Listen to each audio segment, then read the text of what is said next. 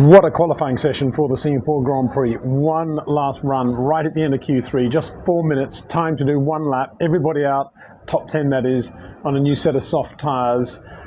At that moment, Oscar Piastri was quickest, but of course anything could happen because he was the only driver really who put in any sort of time before Carlos Sainz lost it. Was effectively on cold tyres coming into that last corner. I mentioned that last corner, how difficult it is and how testing it is at Singapore. On this occasion, Carlos went in backwards and then compounded the misery by crossing the track before he'd been told to. It looked like the red was out, looked like the track was clear, but there's still cars on the track, and he got a fine for that as well. That wasn't a good thing, obviously, from Ferrari's point of view. Carlos had been looking pretty good most of the weekend and had been building up speed as qualifying had progressed. That left the pressure on, well, we'll talk about Charles Leclerc and the pressure on Charles Leclerc and what happened to Ferrari, but we shouldn't detract from what actually happened in that 4-minute burst, because Oscar Piastri was again first out of the pit lane. He'd made that a sort of habit in qualifying in Singapore. Very impressive to see that. First out, no risk of getting into traffic at all. Both McLaren drivers had done that in Q1 and had done very well. And already for Max Verstappen there was a drama because he crossed the line before the reds came out as a result of the Carlos Sainz shunt, but he did go past some wave yellows. So that lap time that he had recorded right at the beginning of Q3 was also deleted, so he was back to square one. Just talking about Red Bull, very, very good recovery overnight, much better setup on the car. Within 5 minutes of driving it this afternoon in the daylight, Max saying that the car felt much better, and he was very quick on medium tyres. Not so quick when they put the soft tyres on in FP3, didn't get in a lap, went out on a second run with the scrub softs, didn't go very well on that either, so the jury was out as to how he would really go in qualifying, but he was very good in Q1, so that was the main thing. Then Q2 he was even better, very good lap in there, and Q3 you thought, wow, he might even have a chance for the pole. So it was all to play for. And then the Carlos Sainz shunt happened, and then it was this 4-minute burst with everybody having to do just one lap on one set of new soft tyres. Lando Norris absolutely superb in putting in a pole lap. It wasn't perfect in every sector because you had to leave margin at this point. He left a little bit of margin in sector 1, but he made up for it in sectors 2 and really, really good through sector 3. But what really made that lap for me, the pole lap for Lando, was how good he was through turn 19. That's the corner where Carlos crashed, the last corner onto the pit straight. And he was so good there, Lando, as he began his lap with the tyres, yeah, I guess up to temperature in his case, but doing one of these beautiful things again when he went in a little bit quicker than normal and just came out of the throttle and brakes. He did that at the beginning of the lap, going into turn 19, the lap before the start-finish line. He didn't do it actually on his quickest lap. Maybe he felt then, I got the lap, I'm just going to be absolutely de rigueur in what I do with the throttle and the steering. But that lovely little bit of improvisation I thought at the beginning of that lap was just superb from Lando Norris. Max Verstappen did a really good job given all of that, and he'd also had a problem with track limits in Q2. Max had one lap to get it right, and Max did that really well. He was just slightly off, and I think he did that to the eye. It looks like, I've got to confirm it with some other telemetry, but it looks to me like on that one lap Max became a sort of regular racing driver. We talked a little bit about Lewis Hamilton doing this when he had so much trouble with the Mercedes in 2022, how he started going with slightly wider entries just to make sure he got on top of the sidewall of the tyre and knew exactly what he was going to be doing. And it looked to me as if Max was doing that more on that last run than he had at any stage of the weekend. Just tiny differences, but braking a little bit more in a straight line, making the corners a little bit longer. Didn't want to take any risk at all with the front perhaps not being right up to temperature. And he just did sort of fairly conventional racing lines for Max Verstappen, but did them absolutely perfectly. Enough to get front row of the grid alongside Lando Norris. And had Max's best sector times been put together, he would have qualified within a tenth of Lando. It was that close. But Lando did the job, Max did the job. And going into that last blast, the 4-minute blast, it was really difficult, of course, to know how much space to leave from the car in front in the pit lane. And some people went out very slowly, like Yuki Tsunoda, good example. Others went out very quickly, like Oscar Piastri. And if he got stuck behind, which Charles did, I think, he was quite slow out of the pit lane. They were sitting there quite a lot. He lost temperature out of the tyres, and because the Ferrari, like the Mercedes to some extent in Baku, very sensitive to temperatures, he lost temperature. And it's no surprise, in a way, that seems to be a bit of drama going on with the traffic right now. It's no surprise in a way that it was turn 2 where he ran wide, because the tyres weren't up to temperature. It probably explains that. But, you know, they weren't the only team with tyre temperature problems, and I can't imagine they were brilliant on the Red Bull either. In fact, they were not.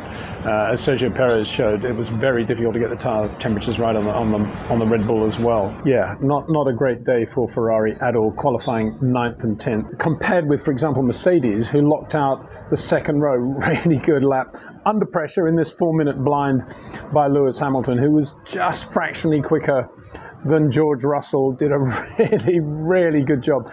Lewis, to me, looked like he was going into the corners a little bit earlier, and just superb, particularly sector 2, really good. George, very good in sector 3 as well, and the Mercedes, very quick in a straight line as per Baku. So they are in pretty good shape for the race tomorrow. It's better if you've got a straight line speed advantage, of course, to be leading the race, because if you are in a DRS train, it kind of nullifies your top speed advantage. But nonetheless, for Mercedes to be second row of the grid from where they were yesterday, a lot of really good work overnight on the setup of the car, as there was indeed at Red Bull. Oscar Piastri also very quick, and had he not overdone it with one of these going through the chicane and just too much oversteer, taking speed out of the car, he would have been right up there with Lando as well. He'll be kicking himself for that, and that is contrary to all the good things that Oscar does in the race car these days. He does a very good job of extending the straights, very good job of not worrying too much about minimum speed, and it's been getting to Lando, and he would have been really quick today. But through this slow right-left chicane, Oscar just let the back end get away from him. Very nice car control, of course, but it was enough to cost him a lot of time. He'll be, as I say, he'll be ruining that, and that is not something that is characteristic these days of his driving. It was a place where the back end could get away. We saw some lovely slides there, but time-wasting slides. So Oscar will be annoyed by that, and he'll be very good in the race tomorrow, I suspect. Very good shape, but he's got quite a lot of traffic now ahead of him. He's got 2 Mercedes and, of course, Max as well. So in that respect, of course, this was a really good result for Lando Norris to not reassert himself at McLaren, but to show a little bit of anger, to show a little bit of, yeah, this is my team, I know how to drive Singapore, I'm going to get the result here. And that's what we saw with Lando today. Just really good performance all round. Very calm, beautiful use of the car, and definitely you can see Lando's softness of touch even compared with Oscar at this stage, and that's one of the great things about Lando. Yeah, slightly longer corners, but around with the car he had today around Singapore, it worked perfectly, particularly under pressure. So really good job yet again, I gotta say it. Excellent performances too by Nico Hülkenberg, I thought, in the Haas Ferrari. Wow, what a driver Nico is, and it's such a shame when you look back at his career that he wasn't given better cars at various stages, and it all went wrong when he got the pole in Brazil that time for Williams, and Williams sacked him immediately afterwards. Just unbelievable. And he's kind of made up for all of that, and what a difference it makes to have some confidence as well. He's got Audi saying, yeah, we really want you in the team, Nico, we're looking forward to racing with you. Sauber, of course, is going to be quite a difficult year for him next year, but for Nico to be with Audi is a big thing, obviously, for a German driver. And look at what it's done for his confidence and his ability to drive that car beautifully well under pressure, and to blow away Kevin Magnussen. I mean, the margins were quite small, but I mean, to beat Kevin around here, Kevin coming back after the whole Ollie Berman thing, obviously with a point to prove again, and just beaten by Nico Hülkenberg. Really good to see.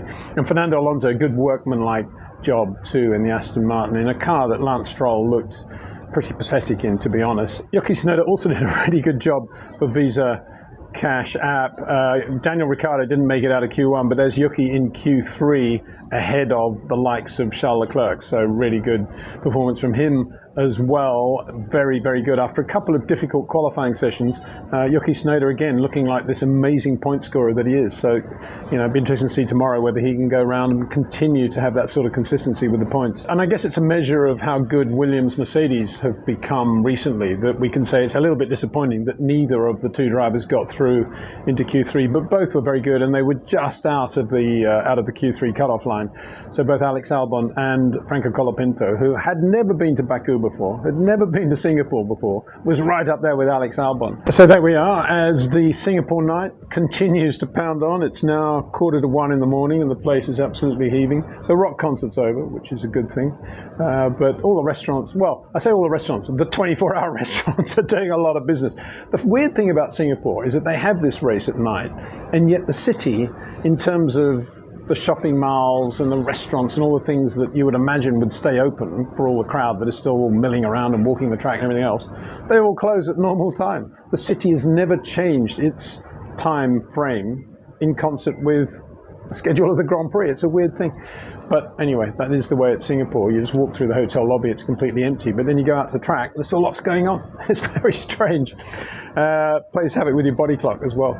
Anyway, that was qualifying. Big thanks to Jetcraft, to OEM Exclusive, and to Track Ninja for their support of this channel. Big thanks to you, the viewer, for watching, of course. We'll be back tomorrow with the story of the race. See how it goes. See you then.